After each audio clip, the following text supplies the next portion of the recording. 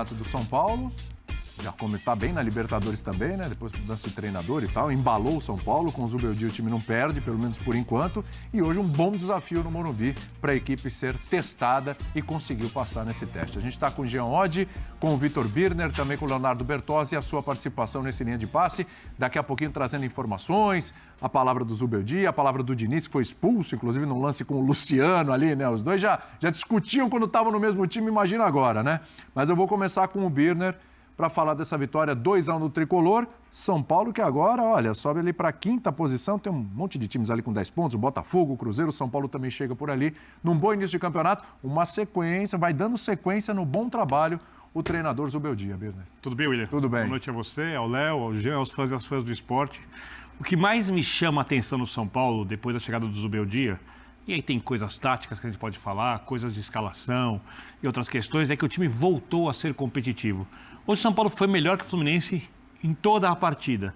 Mas em algum momento não havia certeza de que o São Paulo ganharia o jogo, porque o São Paulo constrói, mas falta alguma coisa, os desfalques pesam. Por exemplo, o Juan fez um jogo bom, mas não é do nível do Caleri.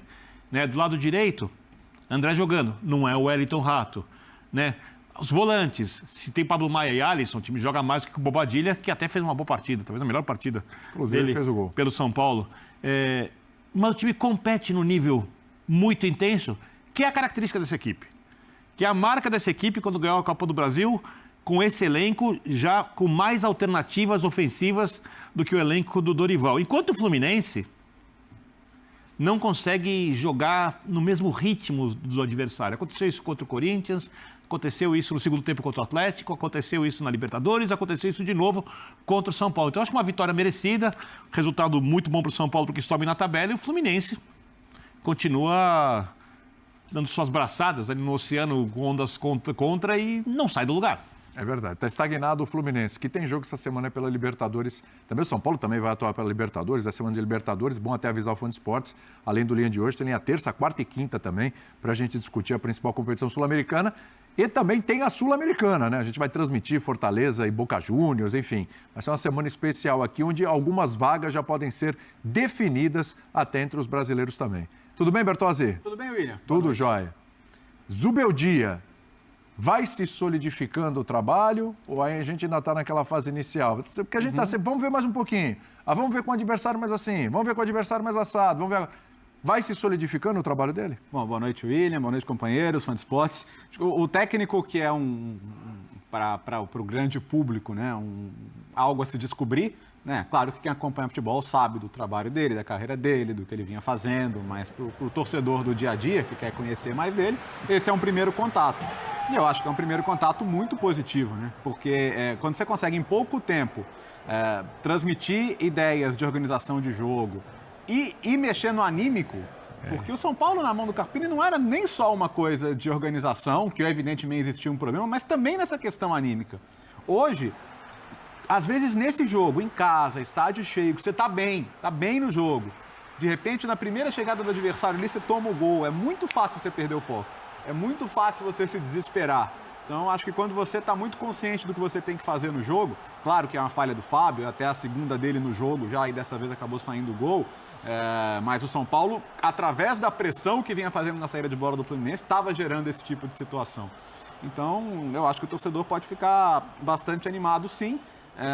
Não é qualquer técnico, acho que tão rapidamente consegue transmitir uma identidade. Acho que o São Paulo tem uma identidade diferente hoje do que teve durante o Campeonato Estadual, nesse começo de trabalho.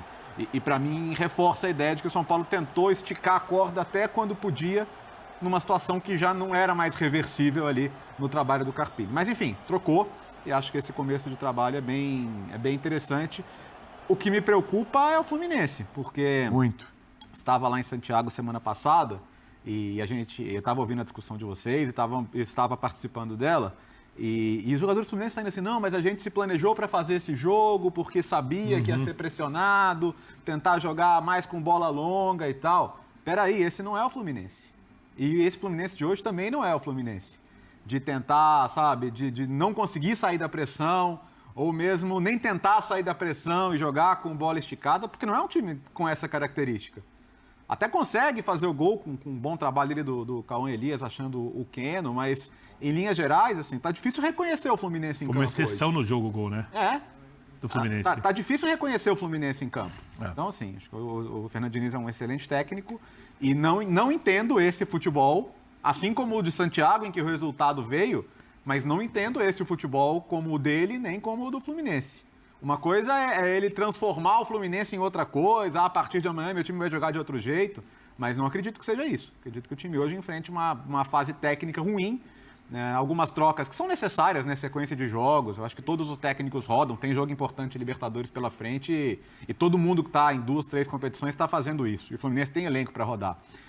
Mas me preocupa porque são raros os jogos em que eu consigo ver a identidade do Fluminense no campo. Né? É um Fluminense que tomou 3-0 do Corinthians, que, né, óbvio, é o Corinthians em casa, mas um time que tem suas limitações. Mas foi engolido pelo Corinthians. Foi engolido, acho que você foi bem, foi engolido pelo Corinthians. Um Fluminense que teve muita dificuldade contra o time mais limitado ainda, o Colo-Colo. Limitado, que joga com a camisa, também tradição, etc., mas é um time limitado. Ganhou o jogo, mais sorte do que juízo. E hoje pega um time como o São Paulo, sai na frente, não consegue sustentar o placar. E também o São Paulo bem melhor, né, do que o Fluminense. Não foi um atropelo, mas o São Paulo bem melhor que o Fluminense também. E para mais uma virada, né, Jean? Porque assim, vitória contra o Cobressal de virada, essa vitória de virada. O jogo contra o Vitória tomou um empate, deu a resposta fora de casa, 3-1. E aí eu te pergunto, o que tem hoje para destacar nesse trabalho ainda curto do Zubeldia e o que tem para a gente avaliar de um trabalho longo prazo do Diniz que está ficando para trás? O Fluminense hoje está na zona do rebaixamento e ele não está devendo jogo nenhum, ele tem os 6 jogos. Boa noite, William, companheiros, todo mundo. Bom, eu acho que primeiro é engraçado que você falou, né, das viradas do São Paulo, mas vale lembrar também do oposto, né? Do quanto o Fluminense tem nessa temporada saído na frente. Isso. E hoje nem merecia sair na frente, a verdade é essa, porque o gol sai por acaso. O São Paulo era bem melhor, como disse o Birner. O São Paulo foi melhor os 90 minutos, produziu mais os 90 minutos, mas o Fluminense acha um gol. E mesmo achando um gol, né, foi o 5º jogo no Campeonato Brasileiro em que o Fluminense sai na frente e apenas em um deles ele conseguiu sustentar. Nossa, dos 6 jogos, 5 foram assim. Exatamente. Meu Deus. Então, assim, dos 6 jogos, 5 o Fluminense sai na frente e apenas contra o Vasco ele mantém a vitória. Em todos os outros acabou empatando ou perdendo. Mas é bom que se diga, a derrota hoje do Fluminense foi completamente justa, porque o São Paulo foi superior do início ao fim. A mim chama atenção o quanto o São Paulo vem jogando bem seguidamente, mudando o time o tempo todo. E não é mudar o time o tempo todo, a gente até falou assim, mudar o time o tempo todo, claro que num começo de trabalho do treinador é normal, porque o técnico vai avaliando soluções, possibilidades, opções, mas no caso do São Paulo você tem que somar isso a quantidade de desfalques, né? Sempre constantes. Cada jogo o São Paulo acaba perdendo um jogador importante, né? As perdas mais recentes do Pablo Maia e do Caleri, enfim, que estava fora do jogo de hoje, são muito significativas. É impressionante, né, gente? Desculpa, só para... O Caleri não estava hoje, aí você pega o combo Pablo Maia, Rafinha, Wellington Rato, Lucas. Rafinha e Lucas. 5 jogadores devem ser titulares. São 5 titulares. Então, assim, é muito significativo, acho que o que o São Paulo vem jogando. Hoje, de novo, jogou em alto nível. E o Fluminense, até comparando com o que a gente viu diante do Colo-Colo, me impressiona o quanto o Fluminense não consegue mais sair jogando. Isso é impressionante. Né? Porque assim, o Fluminense era o time que tinha, acima de tudo, a saída de bola com qualidade, que conseguia ser pressionado, sair dessa pressão e, a partir disso, criar grandes chances. O Fluminense foi massacrado pelo Colo-Colo no meio de semana, os 90 minutos praticamente, e aí tudo bem, o Diniz até falou, mas a gente soube se defender. É verdade, acho que quando ele diz a gente soube se defender, o Fluminense não cometeu erros como os que ele cometeu hoje. Mas certamente aquilo não dá para elogiar a atuação do Fluminense contra o Colo-Colo, tendo feito o time chileno a pressão que fez. Hoje, os melhores momentos do São Paulo eram os momentos em que ele subia a marcação, em que ele dificultava a vida do Fluminense, que não deixava o Fluminense sair jogando. E mais uma vez o Fluminense teve muita dificuldade nesse aspecto. É que o São Paulo não fez isso os 90 minutos como o Colo-Colo, não sei como conseguiu fazer.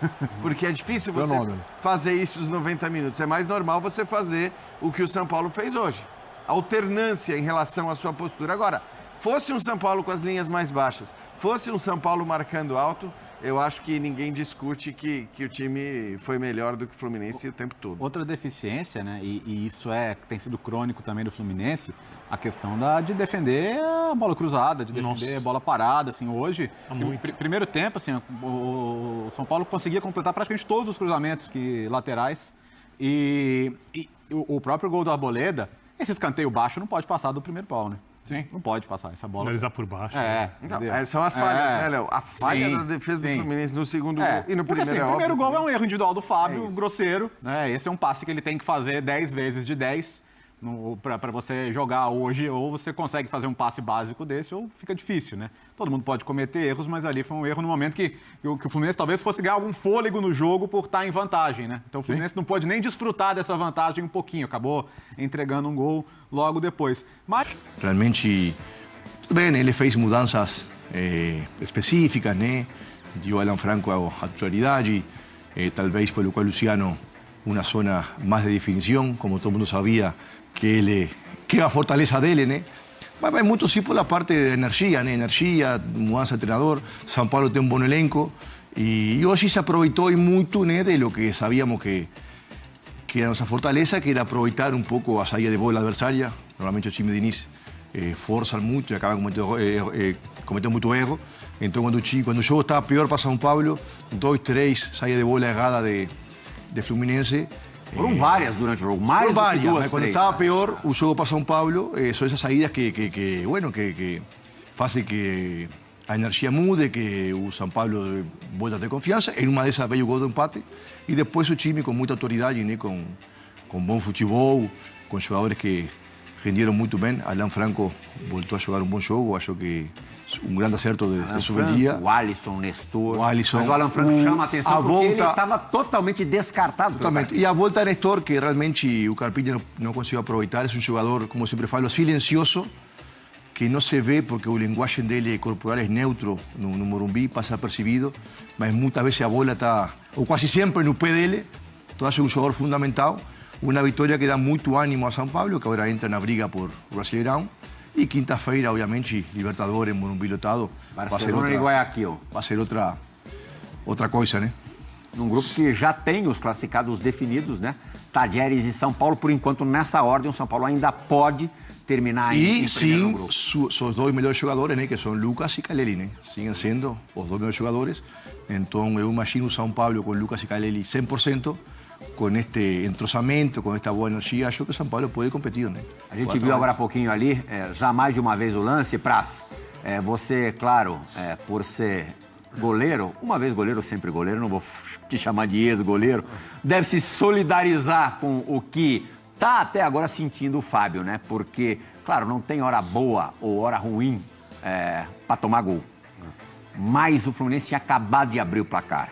Poderia explorar mais essa vantagem, mas por conta de uma falha do Fábio, já levou um empate de cara. Boa noite, Pirral, amigos, né? Assim, é uma falha que é aceitável pelo Diniz, porque é uma coisa que ele se propõe a fazer, e ele cobra que os caras façam, né? Assim, só que o Fábio deve estar se remoendo por quê?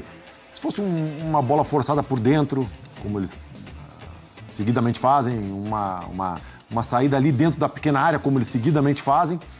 Ok, é um erro, mas o erro, a gente aceita esse erro, assim, mas o erro que o Fábio cometeu ali, ele não deve aceitar porque não é uma bola difícil, né?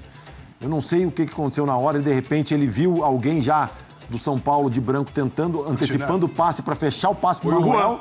Ah, não, para fechar o passe. Para fechar o passe pro Manuel, que era a intenção dele, e aí de repente ele tirou o olho da bola e vai tentar fazer o passe, quando ele faz, tu vê que ele perde o tempo da bola, né? E é um erro grave, né? Um erro grosseiro, mas que é uma coisa que tá no preço, porque quanto mais vezes tu acionar o goleiro, quanto mais próximo da tua área tu jogar, maior é o risco, né? E acontece. Não devia acontecer, é óbvio, mas acontece. Fábio Santos, qual foi a... Probabilidade, né? É um tema de probabilidade. Lei da probabilidade. Leis da probabilidade. Fábio Santos, qual foi a outra torcida que festejou esse resultado hoje, além, obviamente, da do São Paulo? A primeira é a do São Paulo e a segunda? Boa noite, Pirra. Boa noite, companheiros. Realmente, né? Com esse empatezinho, o Fluminense estava saindo da zona, né, de rebaixamento, o Corinthians acabaria entrando. Óbvio que tá tudo no começo, né? Mas nunca é legal dormir na zona de rebaixamento, né? Então esse gol do São Paulo acabou ajudando o Corinthians também. Te surpreendeu a escalação do Fernando Diniz sem os veteranos, à exceção do Fábio? Eu não sei se dá para chamar o Manuel de veteranos, mas quando a gente fala dos veteranos do Fluminense, ele nunca é incluído. Mas os outros jogadores no banco de reservas, o Ganso estava suspenso. O Fluminense jogou no final da semana passada no Chile, na Copa Libertadores, e joga quinta-feira no Maracanã contra o Cerro Porteño. Logicamente, tem muito de preservar o pessoal mais velho para a competição mais importante. Você esperava um Fluminense diferente? Não, acho que não é nem a questão dos mais velhos. Eu acho que tem que rodar o elenco realmente, né? Com viagem, jogos atrás de jogos. Ele tem que fazer com que todos os jogadores estejam preparados nesse momento. E o Fluminense tem um elenco bom, né? Confiável. Então, você tirar um Felipe Melo, colocar um outro zagueiro, um Antônio Carlos, que é um cara que rodado também já. O Marcelo, o Diogo Barbosa também costuma jogar com certa frequência. Então, o Fluminense tem esse elenco que dá essa possibilidade do Diniz rodar o time, né? E já que tem um jogo importantíssimo na Libertadores na quinta-feira também. O São Paulino, com certeza, achou uma ótima o Marcelo no banco. É só ver o que ele fez a partir do momento que entrou no jogo, né, Fábio? Ele é muito bom jogador, né? O Lugano falou uma coisa certa, que não faz força para jogar futebol, né? Então, cara, o chute que ele acerta com o pé direito ali na trave merecia o gol. Marcelo... Não merecia, mas foi bonito. Merecia. Não merecia, mas foi bonito. Um dos craques aí do futebol brasileiro, né? O Juan foi a novidade na escalação do São Paulo, Luiz. Eu sabia que o Zubeldia ia fazer algumas modificações, inclusive de esquema, né? Voltou com linha de 4 no jogo de hoje. Mas pensava que o Eric fosse ser escalado de início. O Eric acabou entrando no segundo tempo. O Zubeldia acabou optando pelo Juan e acho que também pensando na parte física do jogo, de confronto e tal. Nesse aspecto, o menino vai bem. Ou nem mais tão menino, né? Tem 22 anos, né? Hoje em dia, veterano quase. 22, tá começando a entrar na fase veterana. Claro que eu tô brincando. Mas ele tem muita disposição, se entrega demais.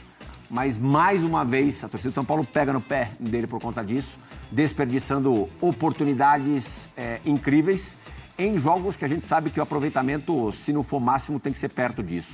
Sim, boa noite, meus nobres companheiros. É um prazer estar com vocês toda segunda-feira. Realmente, o Juan tem desperdiçado oportunidades, Plirra. Não só dentro do campo, mas ele vem tendo a oportunidade de jogar jogos importantes. E ele não está conseguindo o detalhe que é o gol. Ele é contra o Wagner Marabá, ele fez 2 de cabeça, depois de desperdiçar uma chance inacreditável.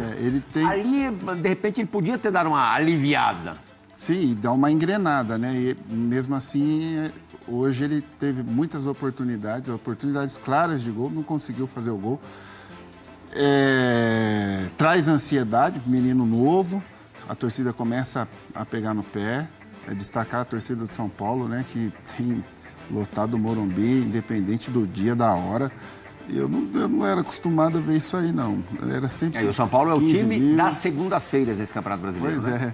Que coisa, né? Essa foi a segunda. É o único time que segunda-feira pode levar 40 mil. Você sabe há quanto tempo que o São Paulo não joga às 4 da tarde do domingo? Eu não sei.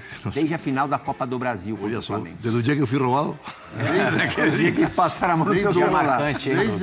O último jogo que o São Paulo fez, domingo às 4 da tarde, horário clássico do futebol, foi a final da Copa do Brasil. É uma pena. Há mais de meio ano. É uma pena, porque se joga no domingo, com certeza 50 mil pessoas, fácil. Né? Segunda tem um jogo só para ele, rodado só para ele. Exclusivo. Deve ter sua vantagem também, deve ter. Ora, lo de Juan a torcida está pegando no pé muito, né? Hoje escutei já aí no Morumbi muita crítica. Tem uma pegação forte. Pesada. Mas ele jogou com o Rogério, jogou com o Dorival. Acho que o Carpini também deu confiança e agora usou o dia, então... Alguma coisa você disse boa, algo tem. Alguma coisa boa, algo tem. Ou é falta de opções. Obviamente que depois, na hora H, que tem que ter a sorte bom de ser efectivo, né? Substituir o Caleri também não é fácil, né? É uma pressão ainda maior, né? O cara que é sempre ídolo, quando você entra num time grande, você quando entra em São Paulo, você estudia Júnior. É verdade. Então, sempre tem. Mas eu não sei se é sorte ou azar, ele tem Fernando oportunidade, aparece vários e ele não consegue fazer o gol, a pressão aumenta. Só lembrando que ele foi A ansiedade decisivo aumenta. no gol de empate, né? Sim. Mas vai quatro treinadores consecutivos que dão confiança nele, mesmo ele não... Talvez pode ser até coisa da diretoria de tentar revelar o jogador para uma futura venda também, né? A gente não sabe, mas que ele vem desperdiçando a oportunidade. Agora, o principal jogador neste recorte inicial do Zubeldia no São Paulo, sem dúvida alguma, é o Luciano, né? Ah, sem sombra de dúvidas. O Luciano é muito bom jogador, né? Foi o que o Lugano falou agora, tá jogando num setor onde a gente sabe que ele é especial. Ele tem uma finalização muito boa, ele gosta de fazer gol, ele participa do jogo, ele tá sempre com a bola no pé. Mas não é meia. Não é meia. Ele é aquele segundo atacante que não existe mais, né? Mas tu viu a entrevista dele depois do jogo? Ele falando, não, eu jogo onde tiver que jogar, ajuda o grupo, mas... onde ele rende é ali. Onde ele rende é ali. Eu prefiro é ali, mais perto do gol. Porque hoje com o sistema tático tão fixo, né? El 4-2-3-1, que obriga a ter um meia ponta, esse segundo ponta, fica sem função, seu atacante, ou seja, um Márcio Amoroso da vida, um Grafite da época nossa, um Luciano. Então, eu sempre acho que o sistema tem que se adaptar ao jogador e não o jogador ao sistema, né? O Luciano sofreu muito antes em São Paulo porque os treinadores tinham um sistema fixo, rígido, então o centroavante chega nele, inamovível. E depois ou era Beirada, que ele não é, ou articulador meia, que ele não é. Então tem que se adaptar à função dele. O mais inteligente que Zubeldia. O Lucas voltar, ele perde um pouco desse espaço, porque o Lucas também é... Essa é a grande pergunta. Então, Essa é a grande pergunta. Tem que se virar para colocar a los melhores jogadores. Lugar, dá pra jogar assim? Ó, Alisson de primeiro, na ausência do Pablo Maia, ausência que será longa, talvez nem consiga voltar direito nesse ano, infelizmente pela gravidade da lesão. Caramba, tanto assim? Ah, foi bem sério. Estamos falando de setembro, outubro, mas até voltar mesmo de verdade. Dá pra jogar com... o Alisson de primeiro. O Nestor agora, né? Galopo no lado direito, Nestor na esquerda, Lucas central, Luciano e Caleri? Eu acho que sim. Não dá para jogar assim? Eu acho que sim, na formação. Muito exposto. Não, mas tanto o Nestor como o Galopo são volantes mixtos, né? Mais ofensivo que defensivo, mas sabem bloquear eu acho que o X o Caleri vai... É o 9, é lá na frente, vai ficar pros dois zagueiros. O X da questão é Lucas e Luciano. E assim, se eles forem inteligentes, eles vão...